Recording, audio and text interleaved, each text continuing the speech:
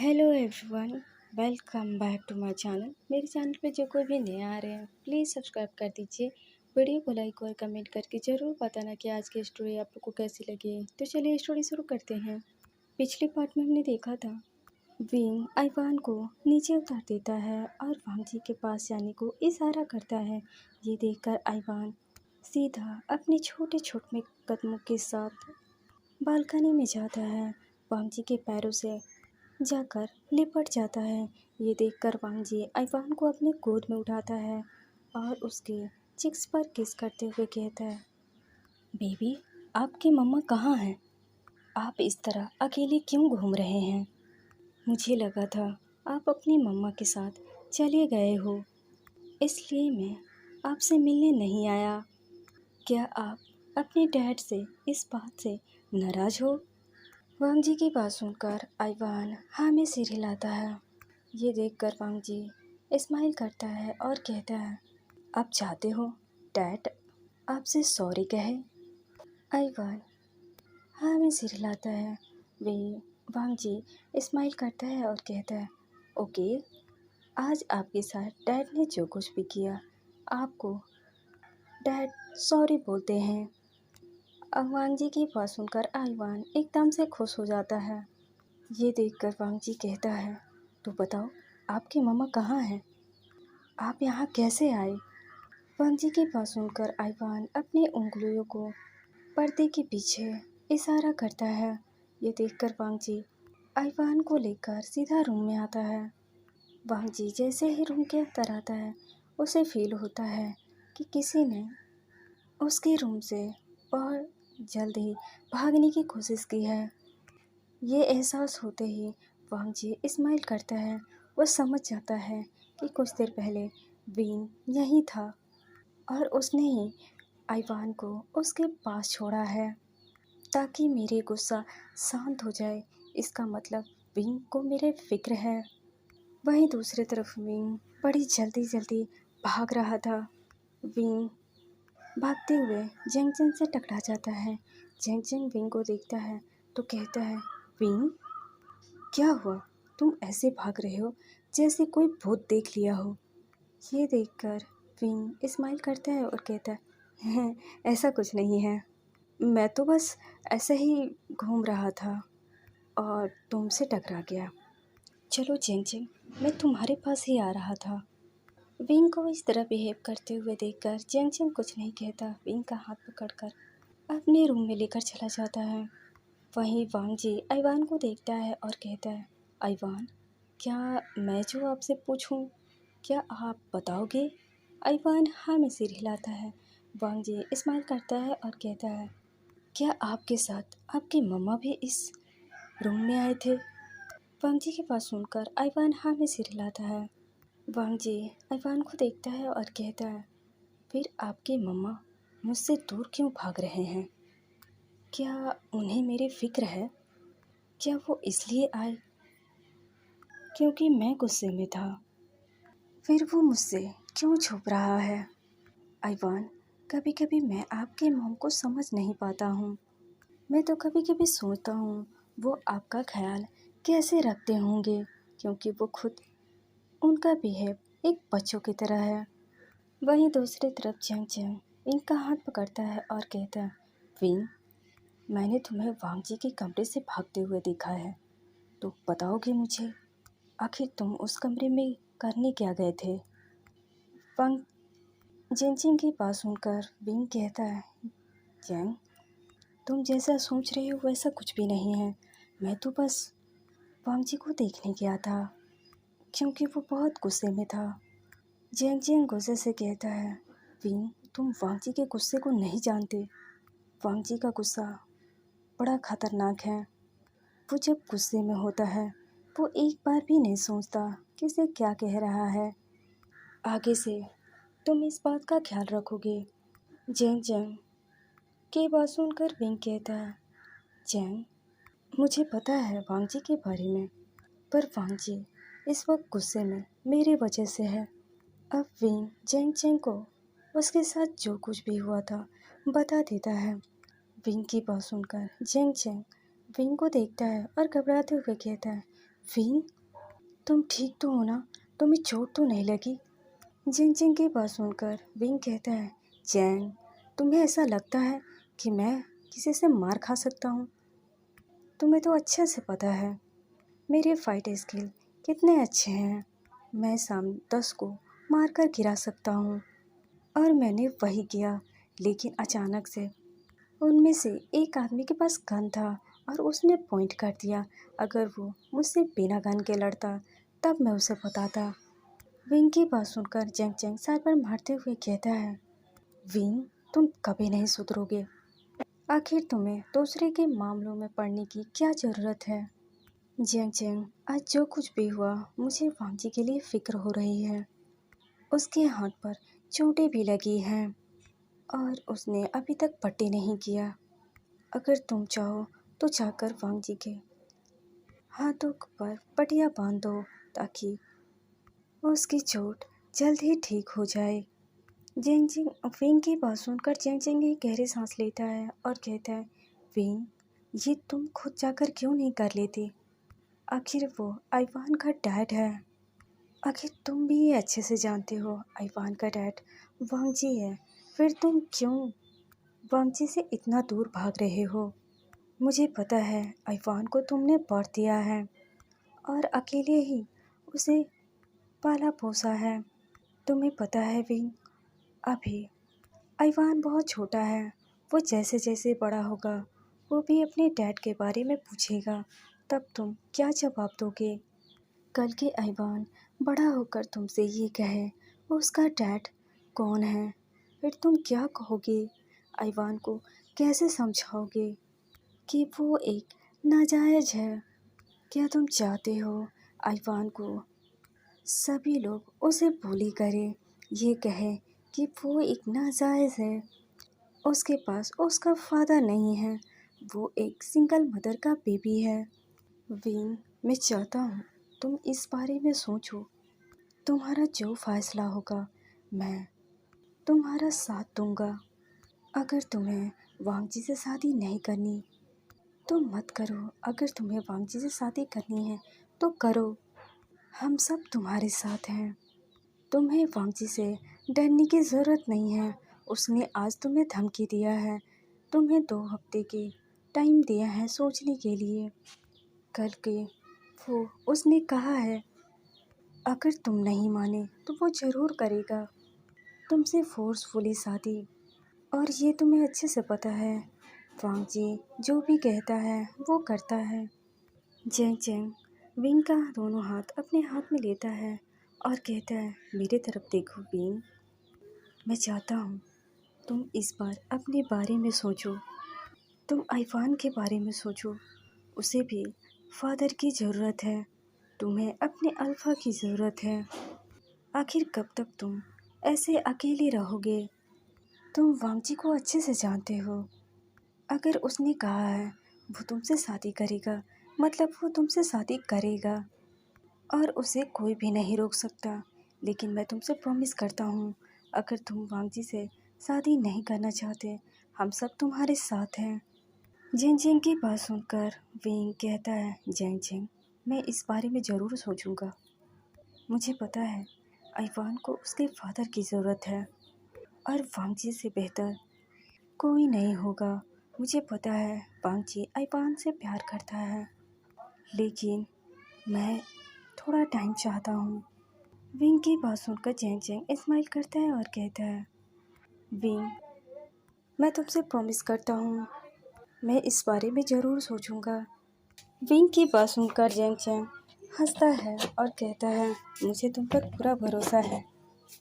तुम्हें जितना टाइम लेना है तुम उतना टाइम ले लो। अब चलो मेरे साथ शॉपिंग। जेंग जेंग की बात सुनकर विंग कहता है, अच्छा ठीक है।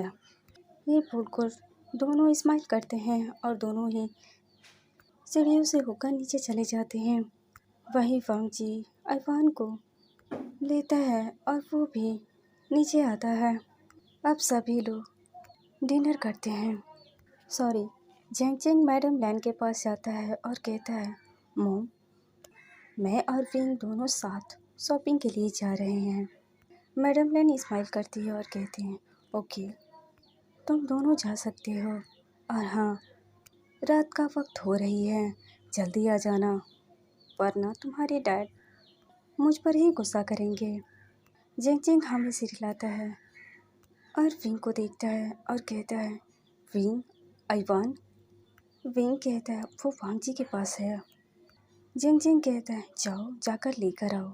तभी विंग आगे बढ़ता है तो देखता है वांग जी आइवान को लेकर नीचे आ रहा था और उसने ये भी सुन लिया था विंग और जिंग जिंग शॉपिंग के लिए जा रहे हैं। विंग वहीं रुककर वांग जी के आने का वेट कर रहा था। वांग जी विंग के पास आता है और कहता है, तुम दोनों इतनी रात को कहाँ जा रहे हो? जिंग जिंग हकलाते हुए कहता है, वो वांग जी, हम दोनों शॉपिंग के लिए जा रहे थे। हमें कुछ ज़रूरी सामान लेने हैं, इसलिए हम जा रहे हैं। वांग जी अपनी गाड़ी को देखता है और कहता है, तुम दोनों ने टाइम देखा है? विंग कहता है, हाँ, हमने टाइम देखा है। आप फिक्र मत करो, हम जल्द ही शॉपिंग करके वापस मंजिल चले आएंगे। अब वांग जी कुछ नहीं कहता, वो चुप हो जाता है। विंग वांग जी की गोद से आइवान को लेने की कोशिश करता है, लेकिन आइवान टाइटली वांग जी को पकड़ लेता है। वो वांग जी को छोड़ने का नाम ही नहीं ले रहा था। ये देखकर विंग थोड़ा चिढ़ते हुए कहता है, जब तुम लैंड मंजिल में आते हो तो मुझे बिल्कुल ही भूल जाते हो। क्या मैं तुम्हें याद नहीं?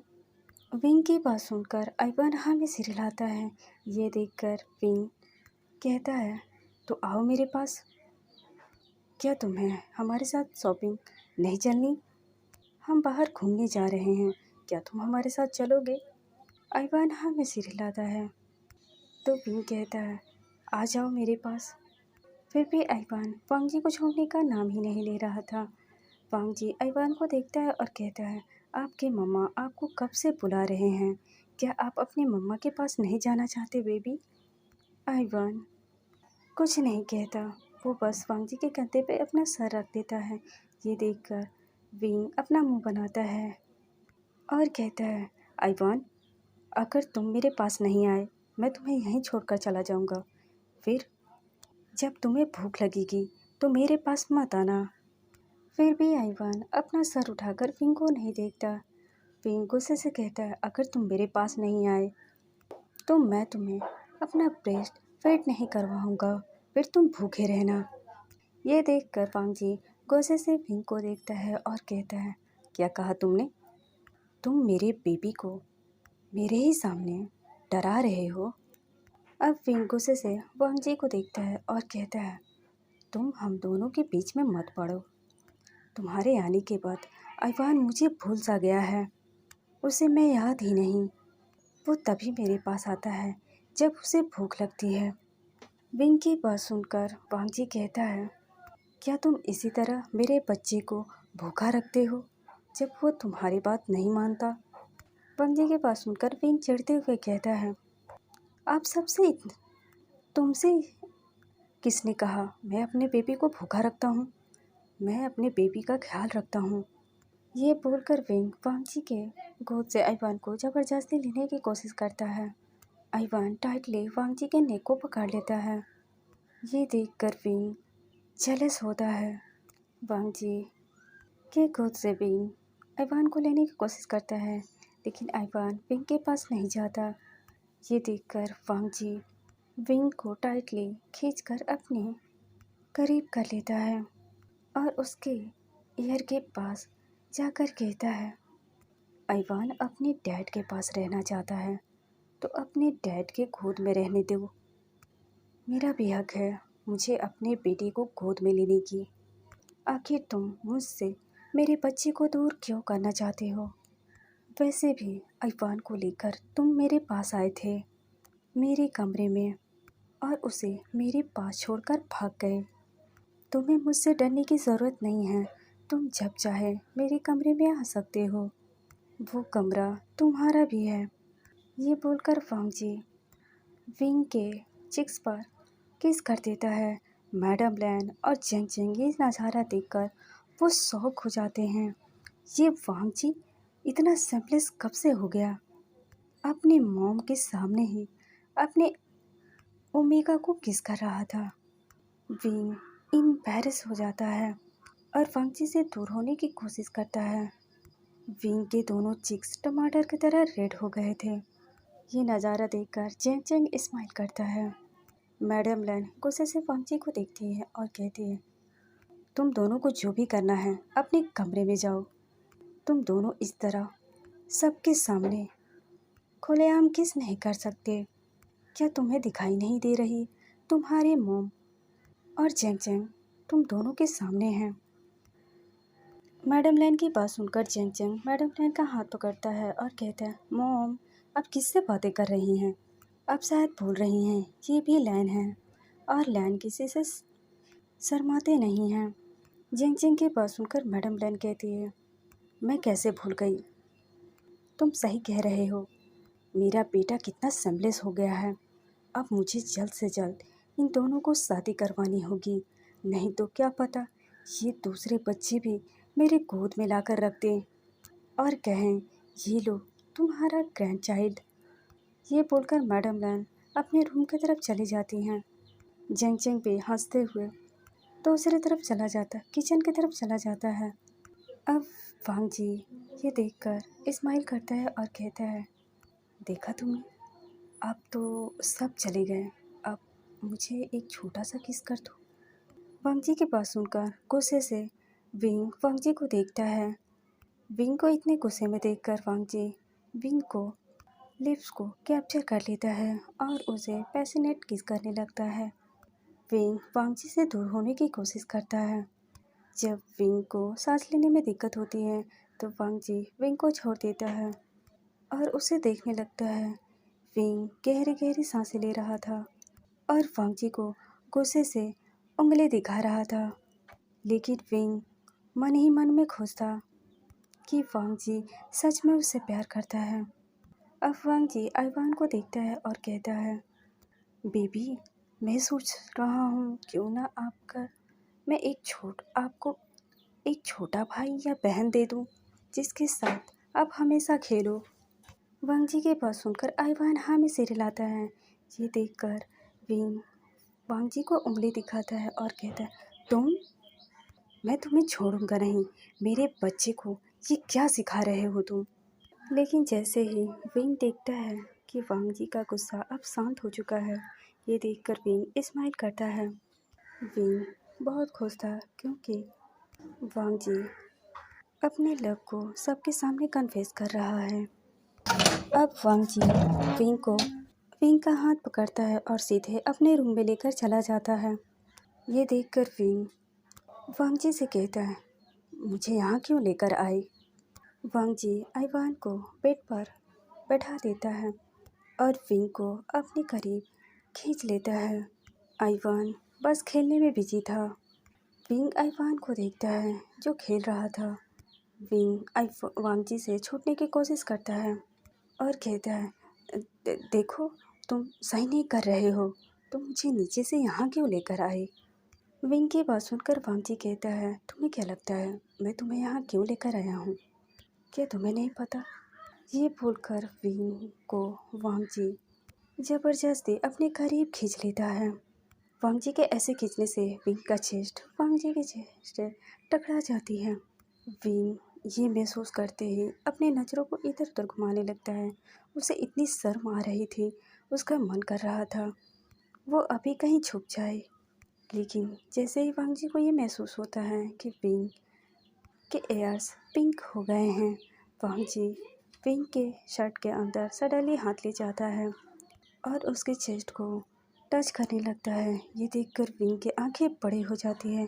वो वांग जी के ओर देखता है जो स्माइल कर रहा था, उसे ही देख रहा था। विंग गुस्से से कहता है, ये क्या कर रहे हो आप? विंग की बात सुनकर वांग जी कहता है, तुम्हें नहीं पता मैं क्या कर रहा हूँ? ये बोलकर वांग जी विंग के चेस्ट को ब्रेस्ट को प्रेस करता है, जिससे महसूस करके विंग के बॉडी में अजीब सा सेंसेशन महसूस होता है, क्योंकि वो 3 साल बाद आज वांग जी के इतने करीब है। पता नहीं क्यों आज वांग जी जो कुछ भी कर रहा था विंग को बुरा नहीं लग रहा था, बल्कि विंग अंदर से एंजॉय कर रहा था। विंग अपने आंखों को टाइटली बंद कर लेता है और वांगजी को टच को महसूस करता है। ये देखकर वांगजी स्माइल करता है और उसके विंग के कमर में हाथ डालकर और करीब कर लेता है।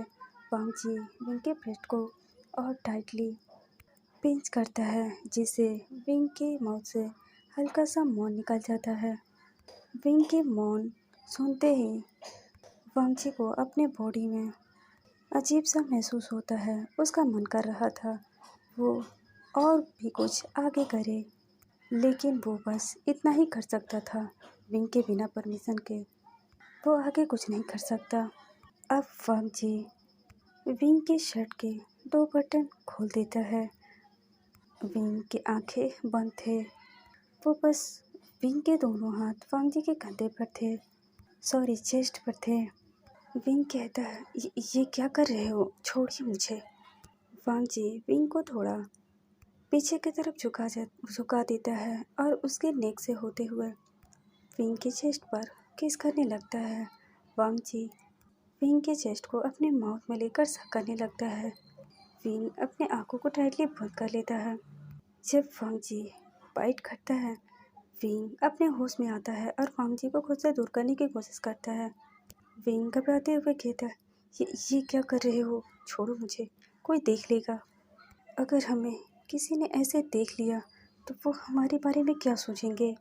विंग की बात सुनकर वांगजी कहता है, जिसे जो सोचना है उसे सोचने दो, मुझे कोई फ़र्क नहीं पड़ता कोई क्या सोचता है। वाइफी तुम बस इंजॉय कर। मैं तो बस अपने वाइफी को अपने बाहों में लेकर प्यार करना चाहता हूँ। विंग वांगजी की बात सुनकर कहता है, मैं तुम्हारा वाइफ नहीं हूँ। विंग की बात सुनकर वांगजी कहता है, कोई बात नहीं, कुछ दिन बाद तुम मेरे वाइफ बन ही जाओगे। मैं तुमसे प्रॉमिस करता हूँ, मैं तुमसे हमेशा इसी तरह प्यार करूँगा। मैं कभी अपने प्यार को तुमसे कम नहीं करूँगा। अभी मैं तुम्हें छोड़ रहा हूँ। जब हमारी शादी हो जाएगी तो मैं तुम्हें पनिश करूँगा। ऐसी पनिशमेंट तुम पूरे दिन नहीं चल पाओगे। वांगजी की बात सुनकर विंग के चिक्स पिंक हो जाते हैं। ये देखकर वांगजी स्माइल करता है। वांगजी की नज़र विंग के पिंक लिप्स पर थी। वांगजी विंग के करीब झुकता है और उसके लिप्स को कैप्चर करके किस करने लगता है। काफ़ी देर किस करने के बाद वांगजी किस को ब्रेक कर देता है। विंग गहरी गहरी सांसें ले रहा था और इधर उधर देख रहा था, किसी ने देखा तो नहीं। ये देखकर वांगजी स्माइल करता है। विंग वांगजी को देखता है और कहता है, सेमलेस। विंग की बात सुनकर वांगजी कहता है, मैं सिर्फ तुम्हारे लिए हूँ। विंग वांगजी से छूटने की कोशिश करता है और कहता है, मुझे जाने दो, अब मुझे देर हो रही है। ये सुनकर वांगजी विंग को छोड़ देता है। विंग आइवान के पास जाता है और आइवान को अपनी गोद में लेकर वहाँ से जाने की कोशिश करता है। विंग आइवान को लेकर जा रहा था, तभी वांगजी पीछे से कहता है, माई वाइफी, मेरे बेबी का ख्याल रखना, और हाँ, उसे भूखा मत रखना। और हाँ, आज मैंने तुमसे जो कुछ भी कहा था उस बात के बारे में ज़रूर सोचना। तुम मेरे बारे में सोच लेना।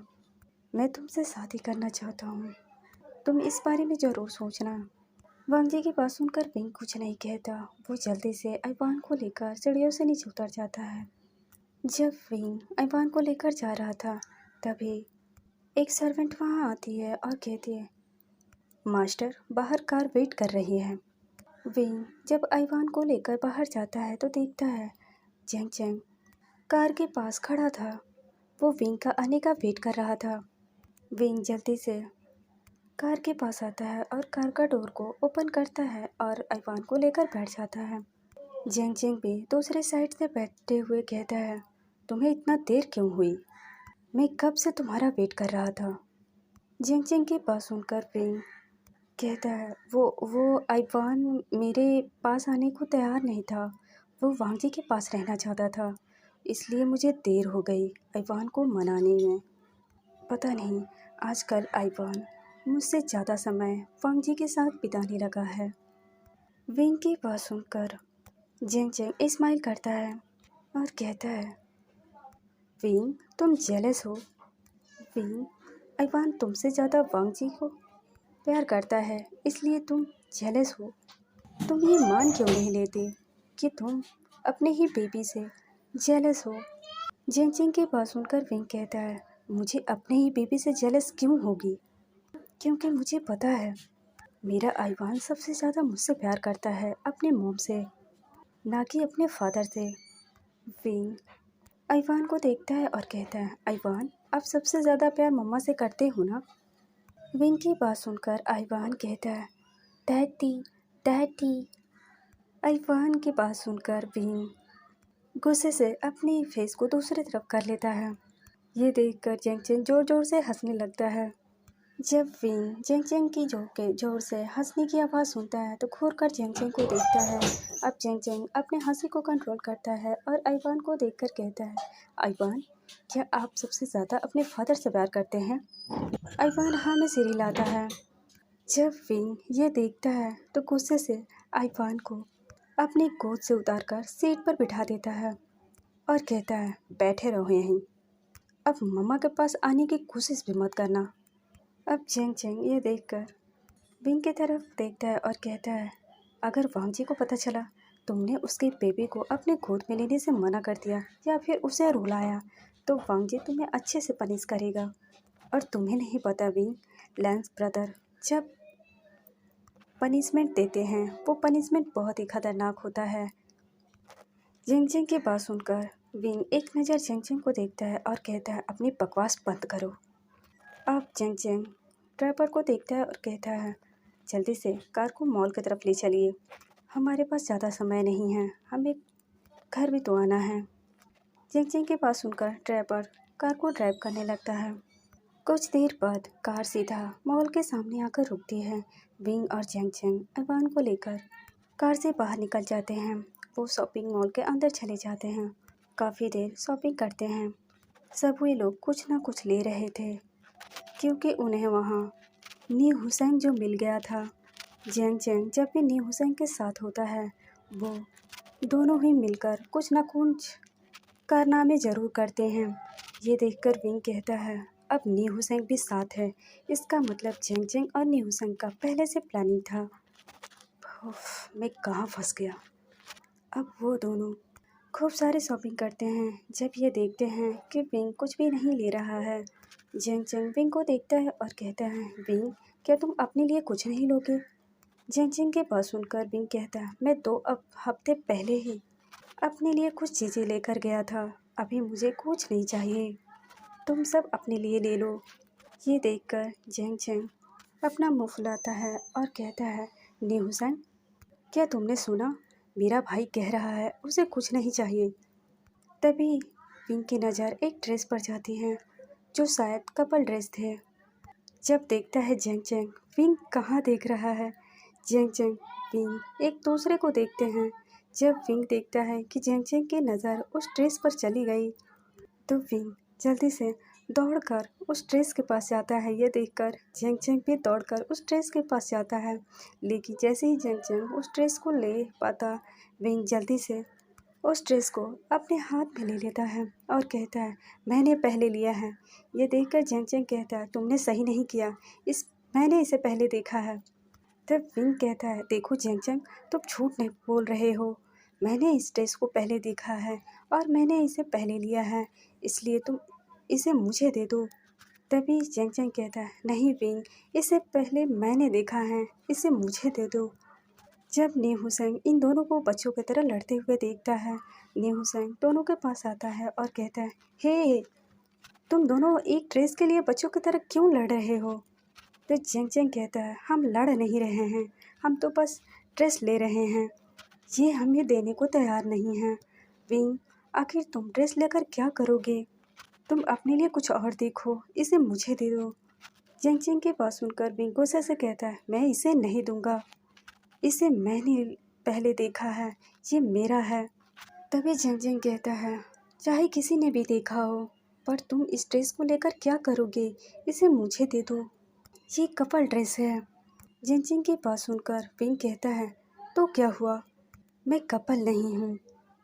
मैं एक न एक दिन शादी तो करूँगा ना। मैं तुम्हें इसे नहीं दूंगा।